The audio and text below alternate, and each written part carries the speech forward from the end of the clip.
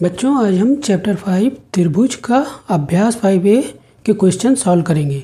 लेकिन उससे पहले जिन लोगों ने भी इसकी पिछली वीडियो नहीं देखी है, जो कि 2 पार्ट में है, पहले वो वीडियो देख लें, तब आपको सवाल ज़्यादा समझ में आएगा। बच्चों, आइए हम लोग अभ्यास 5A के पहले क्वेश्चन को देखते हैं।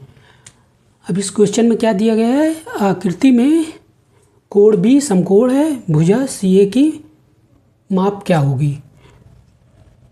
तो देखिए, इसमें जो त्रिभुज है उसमें B पर ये समकोण है, तो समकोण के सामने की जो भुजा होगी वो कर्ण होगी, और कर्ण जो है वो इन दो भुजाओं से बड़ी होती है, जो कि आपको हमने पिछली वीडियो में बताया होगा।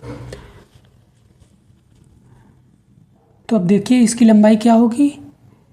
अगर एक साइड जो है 6 सेंटीमीटर है और दूसरी साइड जो है 8 सेंटीमीटर है, तो AC की लंबाई या CA की लंबाई इन दोनों से ज़्यादा ही होगी। तो ये दो ऑप्शन जो है अपने आप ही कट जाएंगे। कौन कौन से? यानी कि AC की लंबाई किससे किससे बड़ी होगी? इससे भी बड़ी होगी और इससे भी बड़ी। तो कौन कौन सा ऑप्शन बचेगा फिर?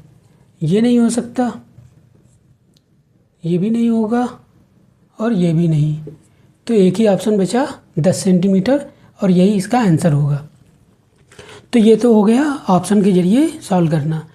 इसमें जो है पाइथागोरस प्रमेय लगाएंगे। वो क्या होगा? AB का स्क्वायर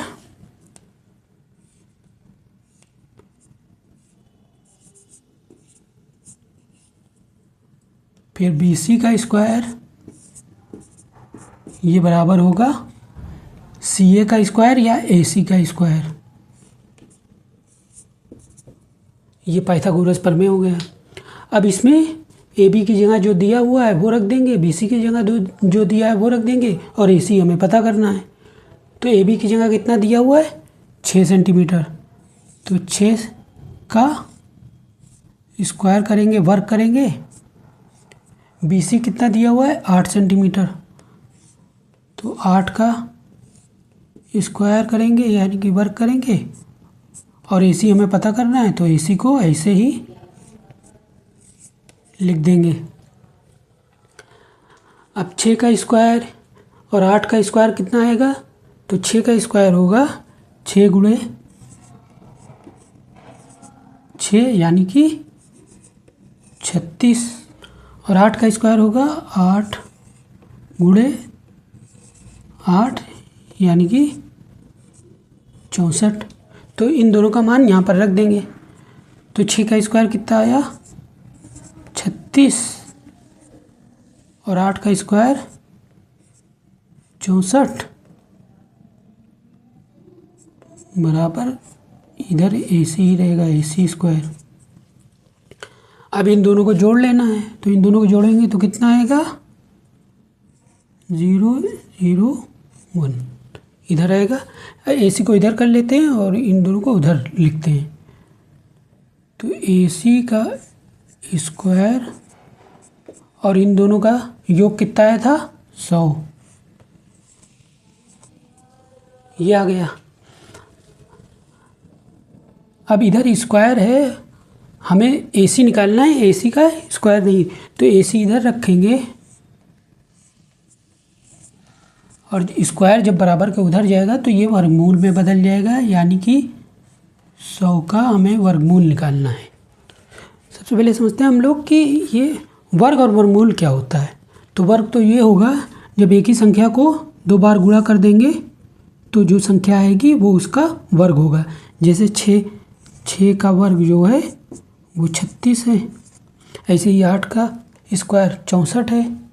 लेकिन अगर इसका उल्टा पूछ ले आपसे, 81 का वर्गमूल क्या होगा?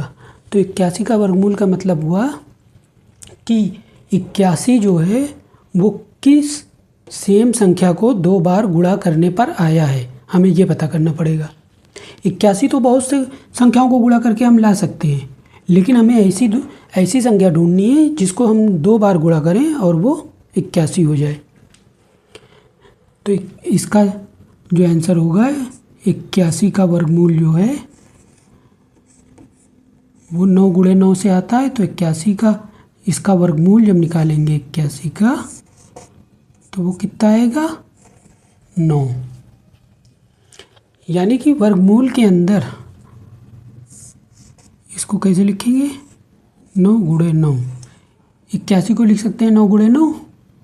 और जब ये वर्गमूल हटेगा, कैसे हटेगा, ये 2 बार 9 है तो 1 बार बाहर आ जाएगा और वर्गमूल ख़त्म हो जाएगा। होता है, मान लीजिए कोई संख्या 400 दी हुई है, 400 दी हुई है और पूछ रहा है इसका वर्गमूल। तो हमें ऐसी संख्या ढूंढनी है, कोई ऐसी संख्या हमें ढूंढनी है जो कि उसी को आपस में गुणा करने पर ये 400 आ रहा हो। 400 तो हम कई संख्याओं को गुणा करके ला सकते हैं। गुणा करके हम 400 कैसे कैसे ला सकते हैं, 2 को 200 से गुणा कर दें, 4 को 100 से गुणा कर दें, 5 को 80 से गुणा कर दें, या 8 को 50 से गुणा कर दें, 10 को 40 से गुणा कर दें, या 20 को 20 से गुणा कर दें। तो हमें वो संख्या ढूंढनी थी जो कि सेम ही संख्या हो और 2 बार गुणा करने पर 400 आए। तो इसका आंसर ये होगा, यानी कि 400 का जो वर्गमूल होगा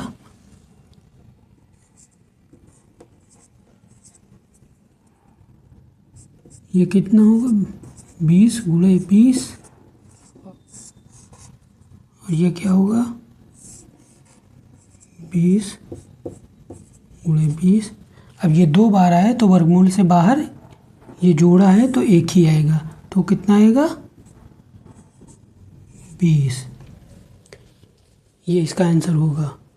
तो 100 का वर्गमूल निकालने के लिए हम लोग गुणनखंड विधि से भी निकाल सकते हैं। 100 का वर्गमूल क्या करेंगे, सबसे पहले 2 से भाग के तो आएगा 50,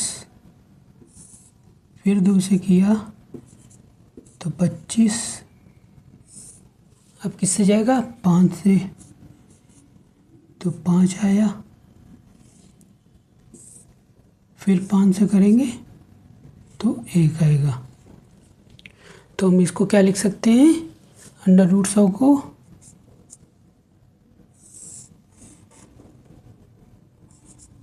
2 गुणे 2 गुणे 5 गुणे 5। अब ये जो 2 के जोड़े बना लो और ये 1 बार वर्गमूल से बाहर आएगा, तो क्या आएगा 2 गुणे 5, यानी कि 10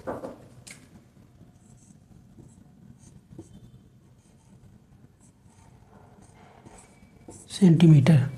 तो पहले क्वेश्चन का आंसर जो होगा वो क्या होगा 10 सेंटीमीटर। दूसरे क्वेश्चन में कह रहा है कि कोण ए जो है समकोण है और ए बी की भुजा, हमें ए बी की लंबाई पता करना है। तो ये कोण समकोण है, ये हमने बताया समकोण के सामने की भुजा सबसे बड़ी होगी। तो ऑप्शन में देखो ए बी की लंबाई पूछ रहा है, तो वो जो है 13 से तो छोटी ही होगी, तो ये गलत हो जाएगा, ये भी गलत हो जाएगा, क्योंकि सबसे बड़ी भुजा जो है वो कर्ण होगी, ए के सामने है ये, बाकी दोनों भुजा इससे छोटी होगी। तो ये 12 है, ये कुछ भी होगी लेकिन 13 से तो छोटी होगी, तो ये गलत हो गया, ये गलत हो गया। इन दोनों में एक भुजा 12 दी हुई है, तो एक यही ऑप्शन बचता है जो कि सही होगा।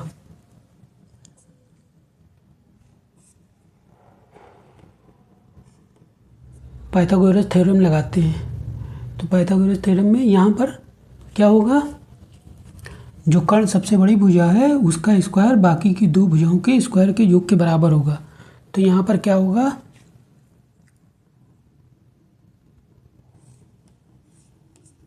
ए बी का स्क्वायर प्लस ए सी का स्क्वायर, ये बराबर होगा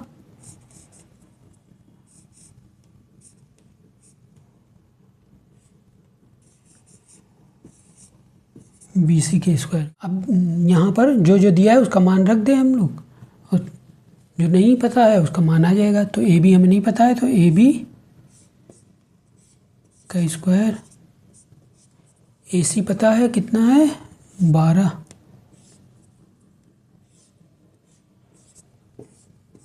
का स्क्वायर, BC पता है, ये 13 का स्क्वायर।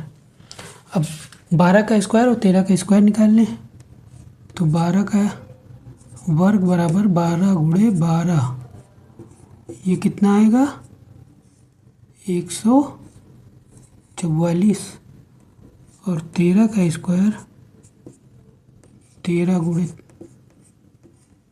13 बराबर 169। आप लोग 1 से लेकर 20 तक की संख्याओं का वर्ग याद कर लीजिए, जिससे कि बार बार सॉल्व ना करना पड़े और डायरेक्ट आए। तो अब हम लोग जो आया उसका मान रख देते हैं, AB का स्क्वायर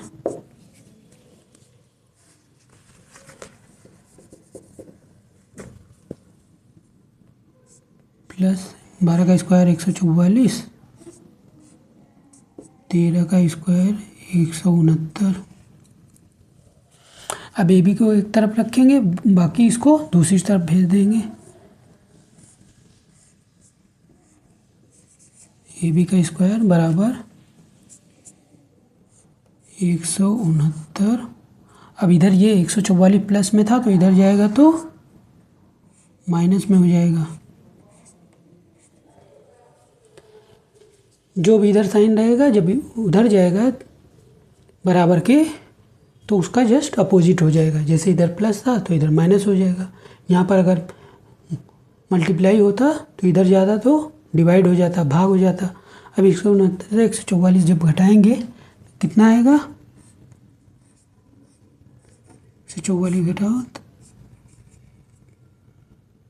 5 और 2 0, तो ये आएगा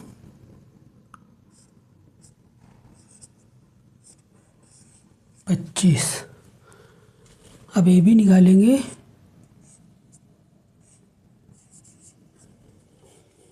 अभी इधर इसका AB का वर्ग है तो दूसरी साइड जाएगा तो उसका उल्टा जस्ट अपोजिट हो जाएगा।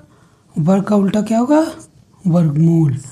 तो यहाँ पर वर्गमूल लग जाएगा किसका, 25 का। अब 25 का वर्गमूल क्या होगा, हमें ऐसी संख्या ढूंढनी है जिसको उसी से गुणा कर दें तो 25 आ जाए, यही इसका वर्गमूल होगा। तो इसको गुणनखंड विधि से जब करेंगे तो 25 का वर्गमूल कितना आएगा, किससे कटेगा, 5 से, 5 आएगा, फिर 5 से करेंगे तो 1, यानी कि ये कितना आएगा, √5 गुणे 5। तो 2 बार है तो ये वर्गमूल के बाहर जब आएगा तो एक ही बार आएगा, तो ये कितना आएगा 5 सेंटीमीटर। तीसरे क्वेश्चन में हमसे कह रहा है कि आकृतियों में समकोण त्रिभुजों को देखकर रिक्त स्थानों की पूर्ति करो। तो सबसे पहले हम लोग देखते हैं पहला क्वेश्चन। इसमें क्या होगा, अगर यहाँ पर समकोण त्रिभुज है तो इसके सामने वाली भुजा कर्ण होगी और कर्ण का स्क्वायर जो है बाकी की दो भुजाओं के स्क्वायर के सम के बराबर होगा। यानी कि पहला जो आएगा वो क्या होगा, x का स्क्वायर यानी कर्ण का स्क्वायर, ये बराबर होगा 4 का स्क्वायर और 7 का स्क्वायर। अब आपकी बुक में x इधर दिया है और ये दोनों इधर दिया है, इसको पलट के ऐसे भी लिख सकते हैं, कोई फ़र्क नहीं पड़ेगा। 4 का स्क्वायर 7 का स्क्वायर बराबर x का स्क्वायर। दूसरे वाले क्वेश्चन में देखते हैं। दूसरा, त्रिभुज यहाँ बना है तो ये भुजा कर्ण होगी, यानी कि ए जो कर्ण है और ये दोनों उसकी साइड है, तो इसमें जब पाइथागोरस प्रमेय लगाएंगे तो इसका वर्ग बराबर होगा इसका वर्ग और इसका वर्ग का योग। तो क्या लिखेंगे, ए का स्क्वायर बराबर 5 का स्क्वायर प्लस 5 का स्क्वायर। आपकी बुक में ये उधर दिया है, ये इधर दिया है, तो इसको पलट देते हैं, कोई फ़र्क नहीं पड़ेगा। तो 5 का स्क्वायर प्लस 5 का स्क्वायर बराबर a का स्क्वायर, यानी कि जो खाली जगह है वहाँ पर 5 आ जाएगा। इसमें यहाँ पर समकोण है, तो समकोण के सामने वाली भुजा वो कर्ण होगी, यानी कि सबसे बड़ी भुजा। तो इसका जो वर्ग जो होगा वो बाकी की दो भुजाओं के वर्गों के योगफल के बराबर होगा। तो यहाँ पर क्या आएगा, तीसरे वाले में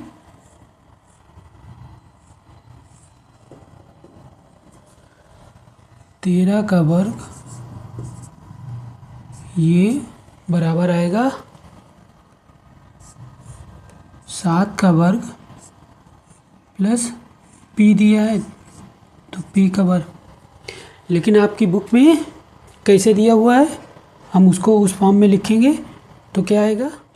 आपकी बुक में p अकेले इधर है, बाकी ये दोनों संख्याएं इधर हैं। तो वैसे करते हैं, 7 को इधर भेजेंगे तो यहाँ पर 7 प्लस में है, इसका प्लस पहले दिख नहीं रहा है, यहाँ पर एक प्लस है, तो इधर जब जाएगा तो माइनस हो जाएगा। तो ये हो जाएगा 13 का स्क्वायर माइनस 7 का स्क्वायर बराबर p का स्क्वायर। यहाँ पर p भरना था। जो चौथा क्वेश्चन है इसमें समकोण यहाँ बन रहा है, तो कर्ण ये वाली भुजा होगी और इसका जो वर्ग होगा बाकी की दो भुजाओं के वर्गों के योगफल के बराबर होगा। तो चौथे में जो है क्या आएगा, y का स्क्वायर 8 का स्क्वायर बराबर 10 का स्क्वायर। हमने इन दोनों का वर्गों का योग ले लिया, बराबर इसके कर दिया। अगर पहले कर्ण लेते तो 10 का स्क्वायर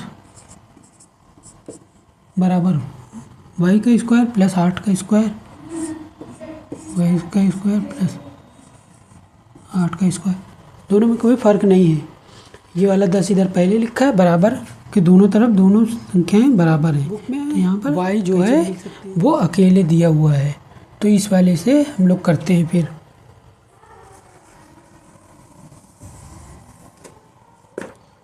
y को एक तरफ रखेंगे, 8 को उधर भेजेंगे, 8 इधर प्लस में है तो उधर जाके माइनस हो जाएगा। तो इधर y का स्क्वायर बराबर 10 का स्क्वायर माइनस 8 का स्क्वायर। इसमें हमें यहाँ पर रिक्त स्थान पर भरना था, तो यहाँ 8 होगा। बच्चों आज की क्लास में बस इतना ही। जो सवाल बचे रह गए हैं उसको हम लोग अगली क्लास में कवर करेंगे। तब तक के लिए आप लोग मेरे इस चैनल को सब्सक्राइब करें, लाइक करें, शेयर करें और कमेंट भी करें, जिससे कि हमें पता चल सके कि आपको क्या समझ में नहीं आ रहा है, क्या समझ में आ रहा है और क्या क्या इम्प्रूवमेंट की जा सकती है।